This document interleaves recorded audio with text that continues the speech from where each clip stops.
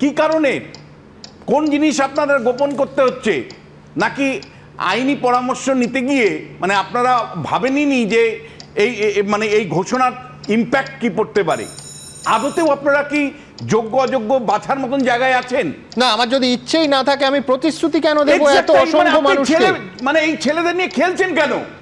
বারবার আপনারা শুধু চালাকি দিয়ে ধামাচাপা দিতে চাইছেন, চালাকি দিয়ে এই ছেলে মেয়েগুলোকে যারা মানে চাকরিহারা তাদেরকে আপনারা মানে প্রতিনিয়ত ধোঁকা দিচ্ছেন, প্রতিনিয়ত রাজনৈতিক মানে ধোঁকা আপনারা দিচ্ছেন এবং নিজেদেরকে কভার আপ করছেন।